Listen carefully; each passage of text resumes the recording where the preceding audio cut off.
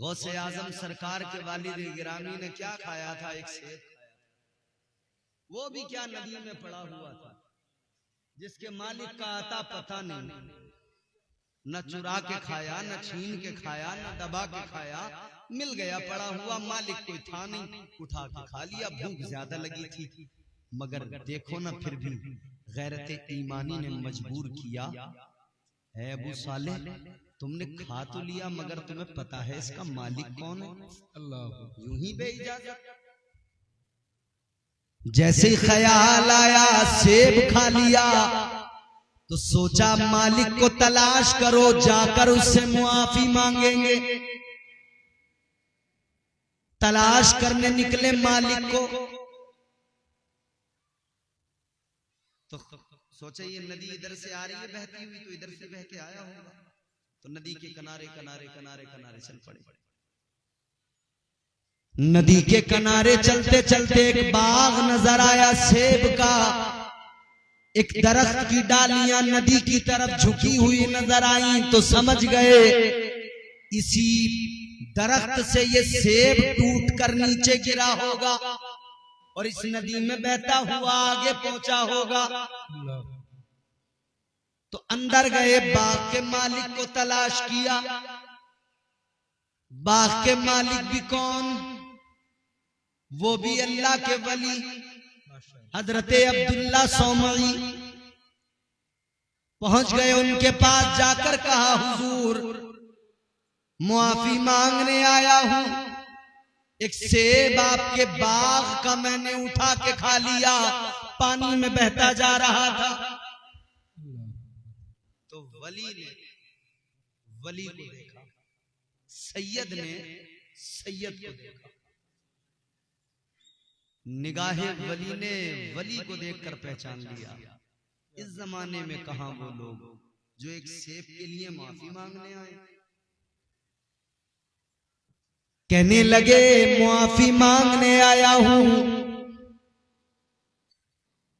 यहां माफी का ख्याल ही नहीं आता हमें, बल्कि जिसने कर्ज लिया जब उससे कर्ज मांगा जाए तो माफी मांगना तो बड़ी बात, वो तो सीधा कहता है दे देंगे, कहीं भागे जा रहे हैं हम, दे देंगे। सही।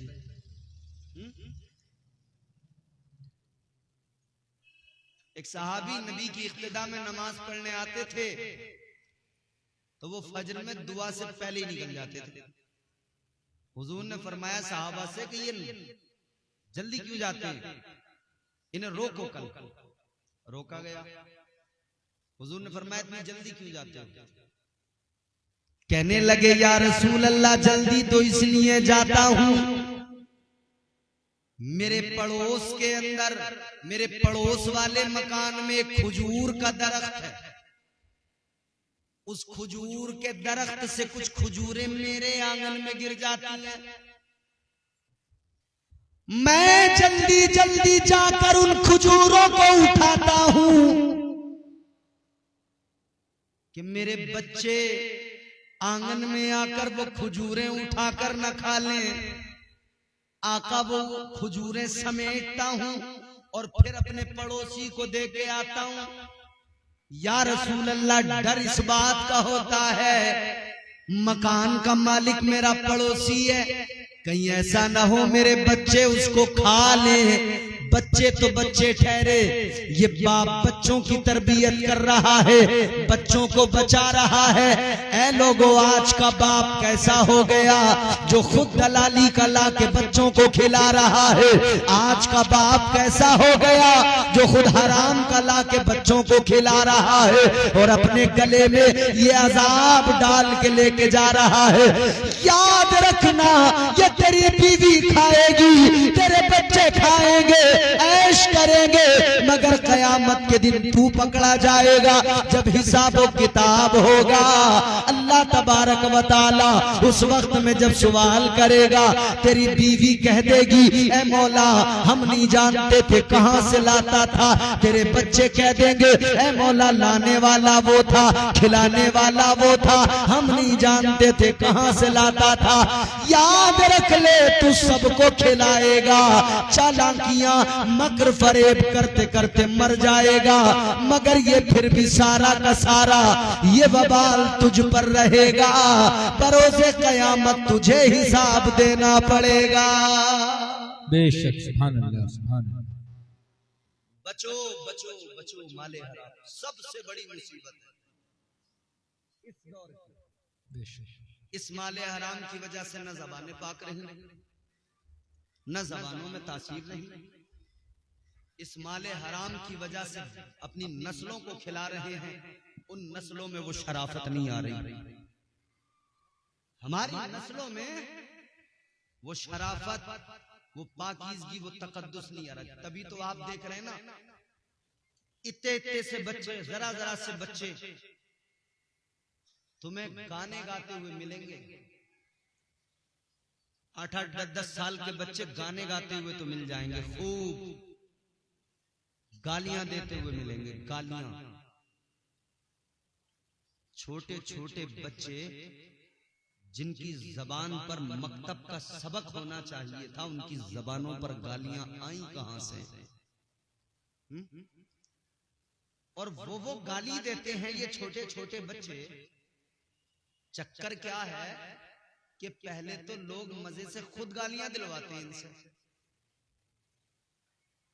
कई बार चचा अपने भतीजे को गोद में लेके उससे कहता, बेटे चीज दिलाऊंगा, इसे गाली दे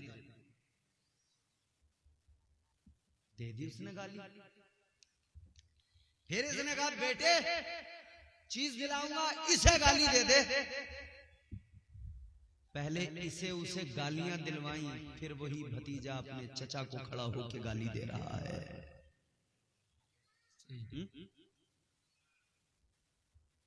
फिर उस वक्त में एहसास होता है कि हाय, जिसे गोद में उठा के फिरता था आज वो मुझे गालियां दे रहा है। ये गालियां नहीं दे रहा, ये तेरी तरबियत गालियां दे रही है। जी। एक बाप सोचे, मैं अपने बच्चे की तरबियत क्या कर रहा हूं। हजरत अनस बिन मालिक बाजार से गुजर रहे थे, देखा एक आदमी, एक बूढ़ा शख्स है, उसे एक शख्स मार रहा है। लोग खड़े देख रहे हैं।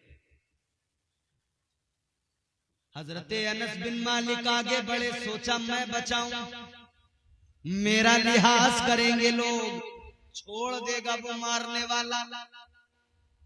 आप आगे गए, जाकर उस बूढ़े को बचाया जिसे मारा जा रहा था। जब आप बचाने लगे तो वो बूढ़ा कहने लगा, हजरत मत बचाइए, पिटने दीजिए। आपने फरमाया क्या बात है? वो बूढ़ा कहने लगा, मामला ये है, ये मेरी तरबियत मुझे मार रही है।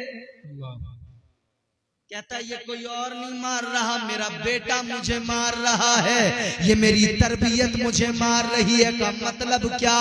का मतलब ये है, मैं कल इसके सामने अपने बाप पे हाथ उठाता था, आज इसने जो देखा वही सीखा, आज ये मुझ पे हाथ उठा रहा है।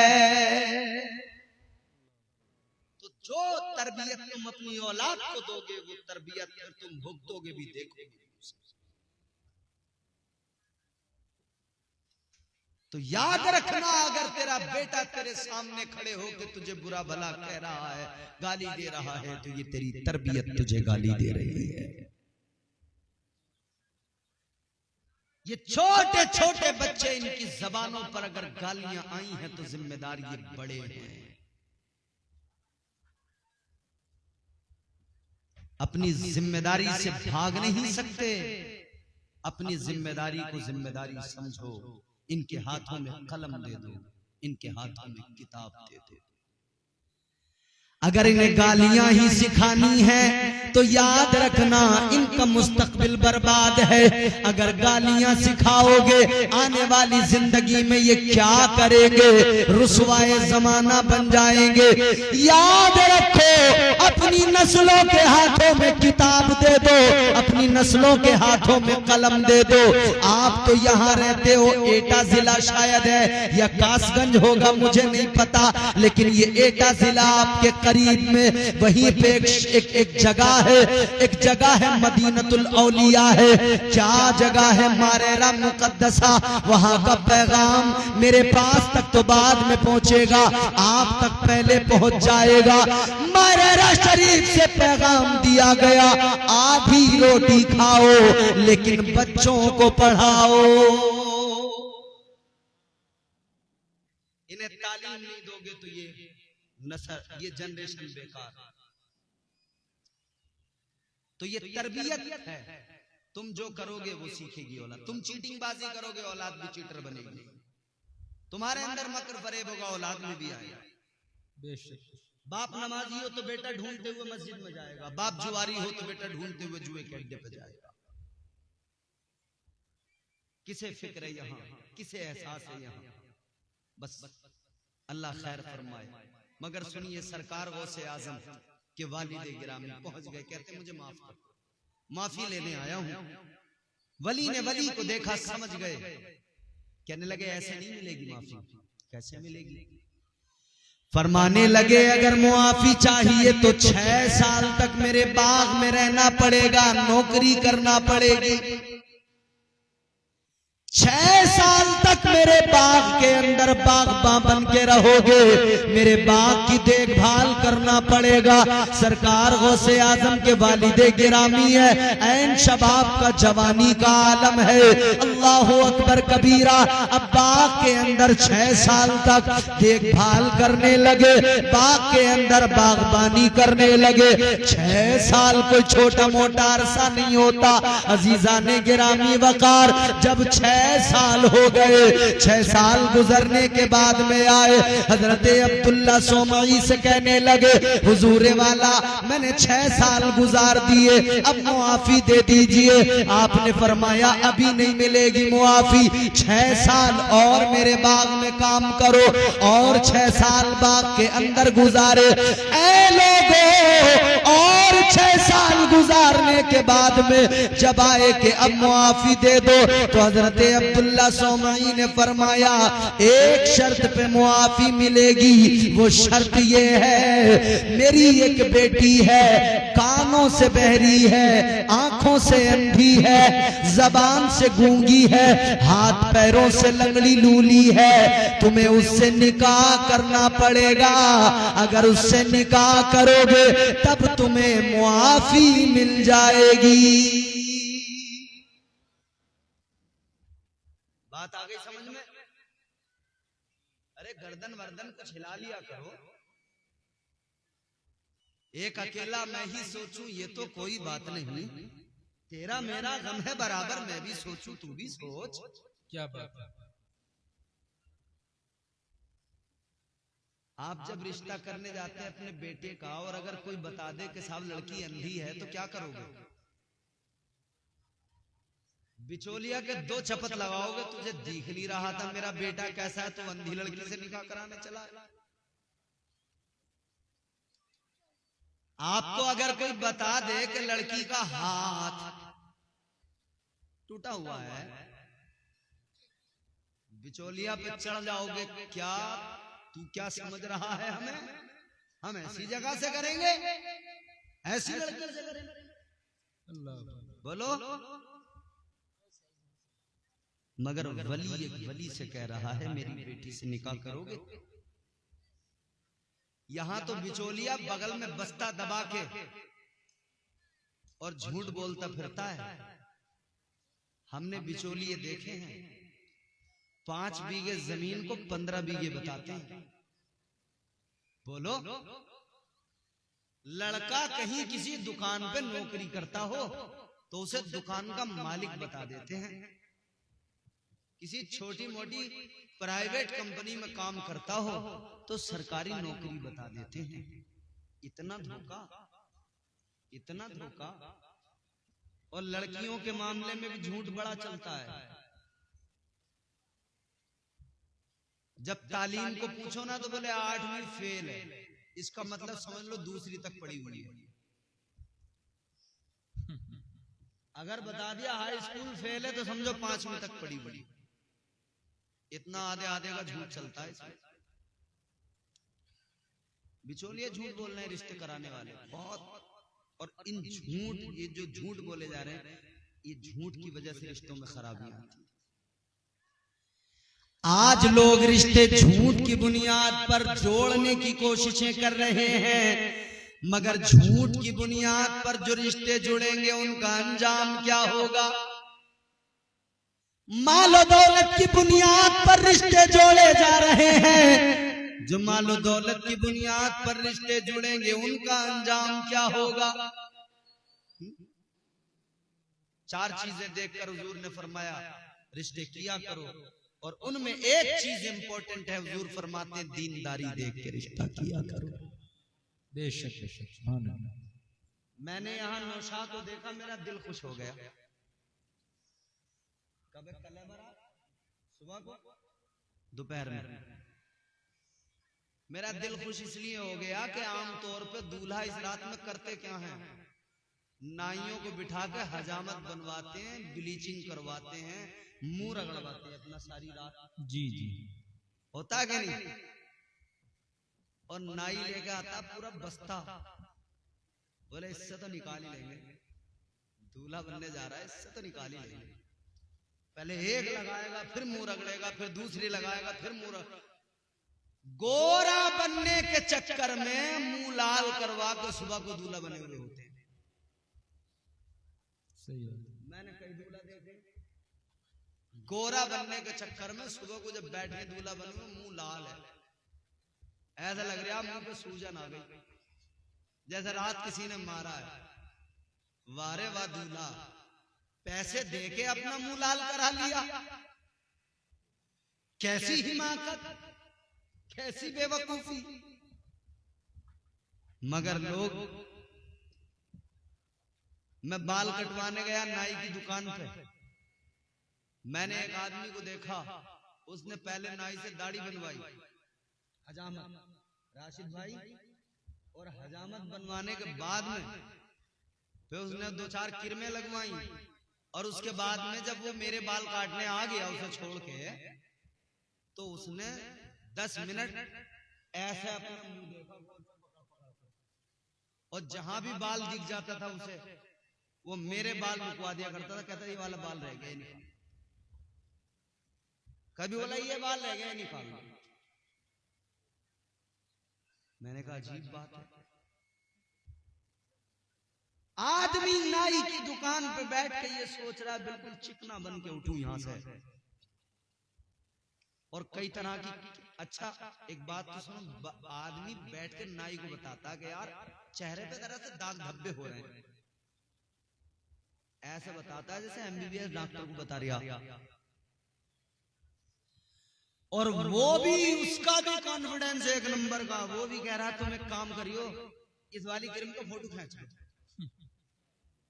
इसे ले लेना, इसे लगा।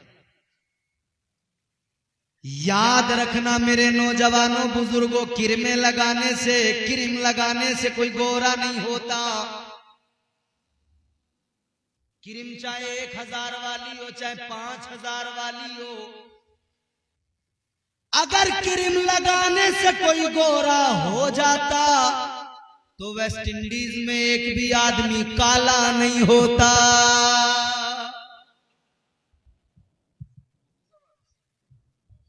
सब गोरे होते एक तरफा, पैसे नहीं है उनके पास, हैं पैसे भी हैं, क्रीम भी खरीद सकते हैं, मगर क्रीम लगा के भी काले के काले। तो कहना ये चाहता हूं, ये गोरे काले का चक्कर छोड़ो, कोई गोरा नहीं होता, कोई काला नहीं होता। हुस्न इस रंग में नहीं होता, हुस्न अलग होता है। जमालियात का जो तारुफ किया गया वो अलग होता है, हुस्न का जो तारुफ किया गया वो अलग है। अजीजा ने गिरामी वकार, हुस्न क्या होता है अगर आपको समझना है तो आप चमड़ियां न देखा करें, बल्कि जाकर मदीने में हजरत बिलाल को देख के समझ जाओ। हुस्न मुस्तफा की गुलामी का नाम है। बेशक बेशक, सुभान अल्लाह सुभान अल्लाह, जिंदाबाद जिंदाबाद। बहुत अच्छा, माशाअल्लाह। वो है जो मुस्तफा का गुलाम है। बेशक, असल हसीन वो है जो हुजूर का गुलाम। क्या बात। तो कहने का मतलब ये, अगर यहां किसी को पता लग जाए लड़की के पैर में मोच है, करेगा रिश्ता? पैर में पता लग जाए कि जरा सा टेढ़ा है, करेगा रिश्ता? बोलो, जोर से बोलो, करेगा कोई? अरे गलत कह रहे हो, कर लेगा। वो पैर सिर्फ मुड़ा हुआ नहीं, पोलियो का मारा हुआ भी हो, 4 पहिया मिलती हो तो कर लेगा। अब मैंने देखा है 100 गज के प्लाट पे दूल्हा बिकता हुआ। मैंने देखा है 4 पहिया पे अच्छा खासा लड़का बिकता हुआ। और जब मैंने उससे पूछा कि भाई ये तुझे ये तो पता है कि लड़की के पैर में फर्क है, तू अच्छा भला है, क्यों कर रहा है? कहने लगा मौलाना अगर मान लो सही से भी कर लूं और उसका पैर टूट जाए मेरे घर में आके तो फिर। मैंने कहा तेरी बात सही, तू कर, तूने सोच लिया है कि पैर ही तो टूटा हुआ है, कार तो मिली रही है, मान लो घर आके अगर पैर टूट गया तो कार से भी जाऊंगा, पैर से भी जाऊंगा। सही है, क्या बात है। मगर मामला ये है कि इसके चक्कर में होगा यहाँ जो कुछ भी होगा, वरना नहीं। वरना तो अच्छी भली में भी ऐप निकाल देंगे। इसके चक्कर में सब काम हो जाएगा। मगर आहा समझो, सबक हासिल करो। कहा मेरी बेटी आंखों से अंधी है, कानों से बहरी है, जबान से गूंगी है, हाथों से अपाहिज माजूर है, पैरों से माजूर है। करोगे निकाह? और कोई होता तो मना कर देता। हजरत अबू साले मूसा जंगी दोस्त रहमतुल्लाह अलैह सरकार गौसे आजम के वालिदे गिरामी वकार, उन्होंने इनकार नहीं किया, बल्कि सोचने लगे अगर इन्होंने मुआफ नहीं किया अल्लाह की अदालत में कैसे हिसाब दूंगा। तो कहा वहां फंसने से बेहतर है यहाँ इनकी बात को मान लिया जाए। निकाह के लिए राजी हो गए। कहने लगे हुजूर मैं तैयार हूं। क्या बात है, सुभान अल्लाह सुभान अल्लाह। मैं तैयार हूं। हाजिरीने गिरामी वकार गौर फरमाइए, तैयार हो गए निकाह करने के लिए। निकाह भी हो गया। पढ़ाने वाला निकाह अल्लाह का वली, जिसका निकाह हो रहा है वो भी अल्लाह का वली, बेशक बेशक, सुभान अल्लाह सुभान अल्लाह। और जिसके साथ निकाह हो रहा है वो भी अल्लाह की वलिया। क्या बात है। हो गया निकाह, हो गई शादी। अब जब अपनी बीवी के पास आए पहली मर्तबा, फर्स्ट टाइम आकर जब बीवी को देखा तो आंखें भी दुरुस्त हैं, कान भी दुरुस्त हैं, हाथ भी दुरुस्त हैं, पैर भी दुरुस्त हैं। वापस आ गए, आके बोले हजरत मेरी दुल्हन बन के जो बैठी है वो कोई और है, मेरी दुल्हन नहीं। अल्लाह भाई क्योंकि पहले बताया गया था आंखों से अंधी कानों से बहरी। पहले बताया गया था लंगड़ी लूली, और सही सलामत बैठी देखी तो इन्हें तो परेशान होना ही था। आजकल होता है ना, जब पहले लेके आते हैं तो मेकअप बहुत होता है मुंह पे लगा हुआ, और जब मेकअप उतरता है दूल्हा देखता है तो हैरान रह जाता है, ये मेरी वाली है या दूसरी है। और मेकअप उस चीज का नाम है कि अपना पैसा देके खुद को बेवकूफ बनाया जाता है। आ गए पीछे को, कहने लगे हजरत जो मेरी दुल्हन बन के बैठी है वो तो कोई और है। अल्लाह वाले ने फरमाया, हजरत अब्दुल्ला सोमाई ने फरमाया वही तुम्हारी दुल्हन है। कहने लगे मेरी दुल्हन के बारे में आपने कहा था अंधी है, आंखों से अंधी, कानों से बहरी, जबान से गूंगी, हाथों से माजूर, पैरों से माजूर। इतना सुना तो हजरत अब्दुल्ला सोमाई फरमाने लगे सुनो, वो जो कहा था उसकी वजह ये थी मेरी बेटी ने अपनी आंखों से कभी गंदे मनाजिर नहीं देखे, गलत चीजें नहीं देखी, इसलिए मैं कहता हूं आंखों से अंधी है।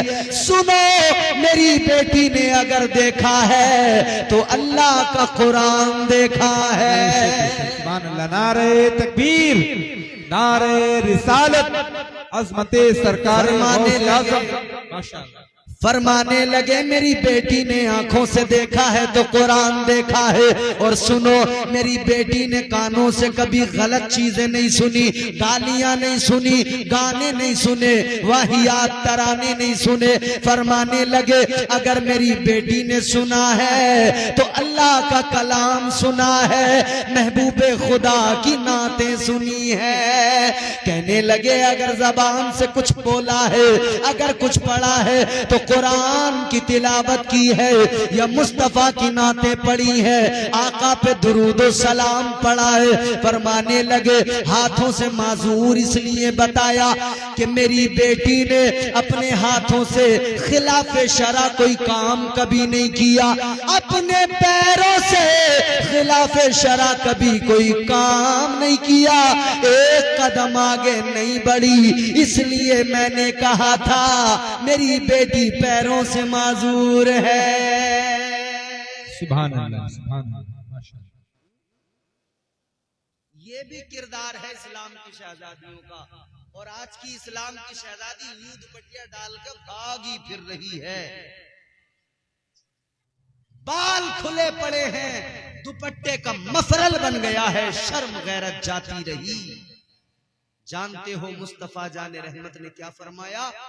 मेरे आका फरमाते जिसके घर की औरतें बेपर्दा घूमती हो वो दयूस है। कौन है? जोर से बोलो। दयूस है, दयूस। आका फरमाते हैं दयूस पर जन्नत तो बड़ी बात, फरमाते अल्लाह ने जन्नत की खुशबू को भी हराम कर दिया है। आंखें खोलो, खूब सोचो, गौर करो, फिर अपने घरों पे जाकर जरा खैरियत लो, अपने घरों का हाल मालूम। मेरी बात को मत मानो, तुम्हें आजादी है, इख्तियार है। यहां बैठे किसी आलिम की बात हो मत मानना, तुम्हें आजादी है, इख्तियार है।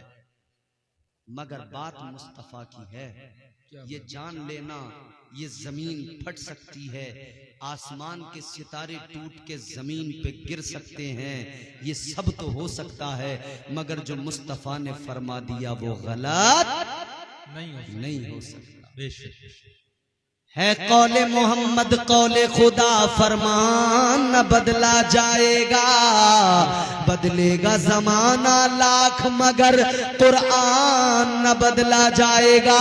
एक हदीस सुनाता हूँ आपको, जरा गौर से सुनो। ताजदारे मदीना वाली कायनात इमामुल अंबिया ने फरमाया 3 लोग ऐसे हैं, जन्नत तो बड़ी चीज है, वो जन्नत की खुशबू से भी महरूम रहेंगे। कहते हैं मेरे आका ने फरमाया 3 लोग ऐसे हैं, उन्हें जन्नत तो बड़ी बात है, जन्नत की खुशबू भी नहीं मिलेगी। कितने हैं? जोर से बोलो। 3 लोग। जन्नत तो बड़ी चीज, जन्नत की खुशबू। पहला हुजूर ने फरमाया बेनमाजी, कोई भी हो, बेनमाजी अगर है तो जलसे में बैठ के एक बार सुभान अल्लाह कहने में जन्नती नहीं बनेगा। बेनमाजी है, नबी ने फरमा दिया जन्नत की खुशबू भी नहीं मिलेगी तो नहीं मिलेगी। कर लो तैयारी।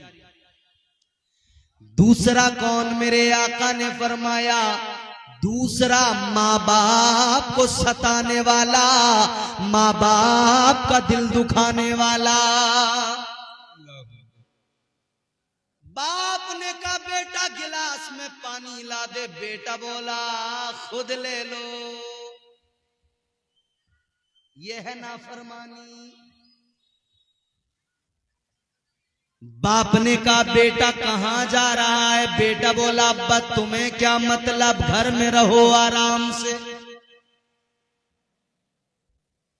मां ने कहा बेटी से बेटी नमाज पढ़ ले। बेटी बोली तुम ही पढ़ती रहो नमाज, मुझे तो पाकिस्तानी सीरियल देखना है। ये पाकिस्तानी सीरियलों की गंध भी बहुत फैली हुई है मुआशरे में। मैं तो इजहार भाई ये कह रहा हूं, खुलेआम कह रहा हूं, लिमरा एजेंसी का कैमरा लगा हुआ है। भाई इस मुल्क को जितना आतंकवादियों ने बराबर के मुल्क से जितना आतंकवादियों ने परेशान कर रखा, उतने ही भैया ये पाकिस्तानी सीरियलों ने भी परेशान कर रखा है जी। भाई मोदी जी अब की बार जब एयर स्ट्राइक हो तो ये पाकिस्तानी सीरियलों पे भी एयर स्ट्राइक होनी चाहिए जी। इन्होंने बहुत दिल दुखाया। हमारी औरतों में बेहयाई ये पाकिस्तानी सीरियल देख के आ रही है, ये बेगैरती पाकिस्तानी सीरियल देख के आ रही है। याद रखना मेरी माओ बहनों, ये पाकिस्तानी सीरियलों में जो तुम्हें हिरने नजर आ रही हैं, ये हिरने कब्र में नहीं आएंगी। वो हिरन के खुले बाल देख के जो तुमने खोल लिए, वो हिरन कब्र में नहीं आएगी। तैयारी कर लो कब्र की, कब्र में मेरे मुस्तफा तशरीफ लाएंगे। सुभान अल्लाह, सुभान अल्लाह।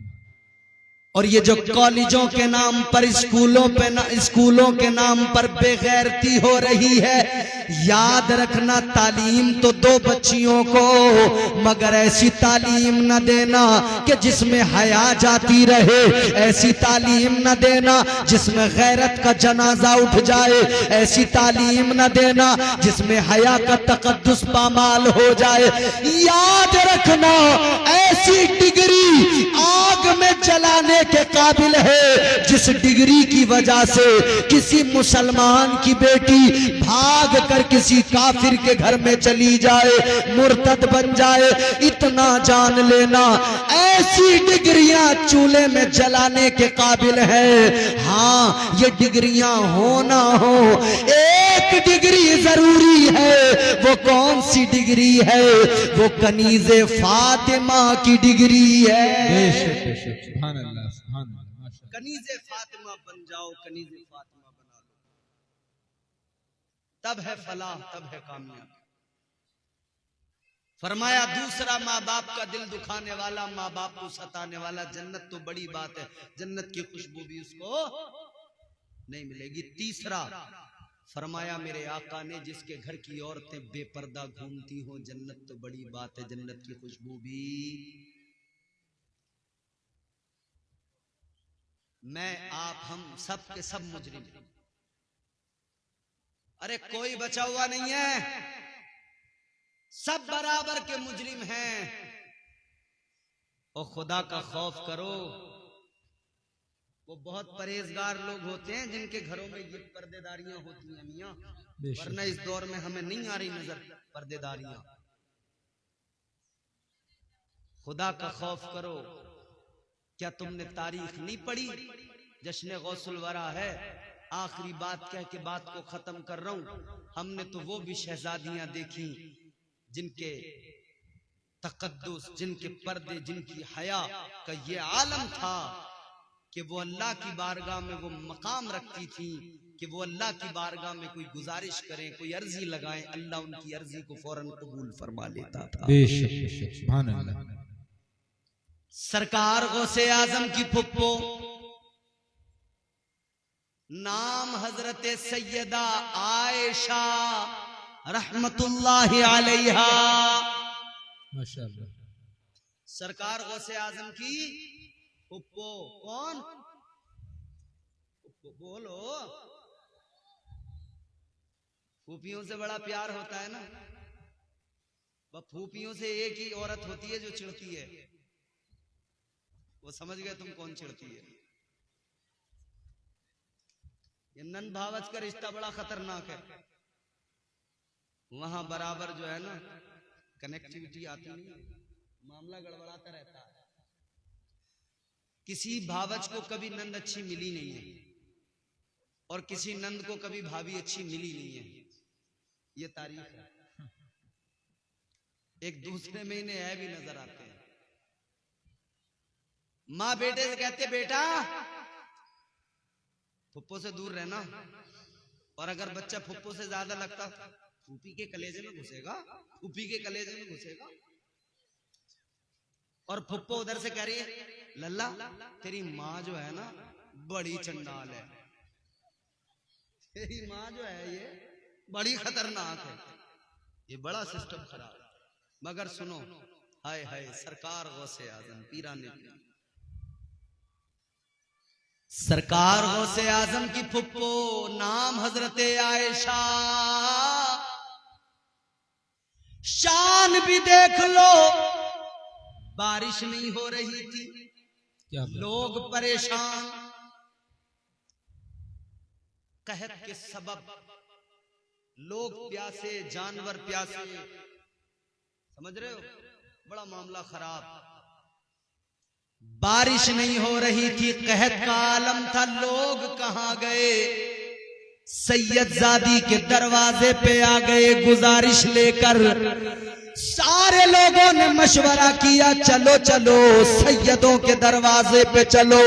है लोगों, तारीख गवाह है, जब भी कौम परेशानी में फंस जाती है तो सैयदों के दरवाजे पकड़ लिया करती है।